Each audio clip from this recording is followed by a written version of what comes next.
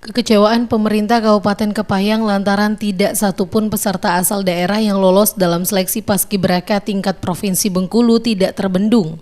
Pasalnya untuk pertama kalinya anggota Paskibraka dari Kabupaten Kepahyang tidak terwakili di tingkat Provinsi Bengkulu. Bahkan Kabupaten Kepahyang menjadi satu-satunya daerah dari 9 kabupaten dan kota di Provinsi Bengkulu yang tidak memiliki perwakilan Paskibraka di tingkat provinsi. Kondisi ini dinilai janggal lantaran setiap tahunnya Kepahyang memiliki keterwakilan Paskibraka di tingkat Provinsi Bengkulu. Kejanggalan ini lantaran diketahui pada beberapa daerah yang pesertanya lolos sampai 6 orang anggota Paskibraka. Disampaikan oleh Kepala Badan Kesatuan Bangsa Politik Kabupaten Kepahyang Dendi, ada 4 kategori penilaian seleksi Paskibraka Provinsi Administrasi, CAT, Samapta, Kepribadian, PBB, dan Wawancara. Terakhir yang kita ketahui, ketiga peserta yang mewakili Kabupaten Kepahyang di tingkat provinsi nilai CAT-nya lolos.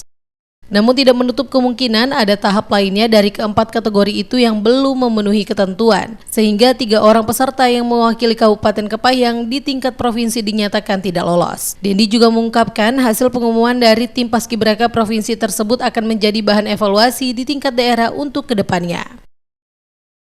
Dendi juga menjelaskan kondisi ini tidak sejalan dengan azas pemerataan yang diterapkan oleh pemerintah Provinsi Bengkulu di mana 10 kepala daerah kabupaten dan kota yang kompak. Tidak adanya perwakilan anggota Paskibraka dari Kabupaten Kepahyang ini merupakan contoh tidak adanya kekompakan antara daerah di Provinsi Bengkulu. Meskipun demikian, dirinya tetap mengapresiasi perjuangan ketiga peserta dari Kabupaten Kepahyang yang sudah berjuang mengikuti tahapan sejak awal hingga ditetapkannya pengumuman. Kalau secara perjuangan kita selaku menjadi lead eksekutor terkait dengan Paskibra, ya secara administrasi kita sudah sampaikan, anak-anak sudah terus mereka sudah berjuang, dan satu lagi kami apresiasi dengan anak-anak yang sudah mengikuti seleksi Paskibra provinsi. Ya terkait dengan itu mungkin ada beberapa tokoh masyarakat kita yang masih ragu dengan hasil seleksi itu, mungkin ada perjuangan. Kami berharap itu ada hasilnya nanti ke depan. Nah, untuk hasil penilaian dari panitia seleksi provinsi sendiri, ketiga peserta yang kita kirimkan ini kekurangannya di mana kira-kira?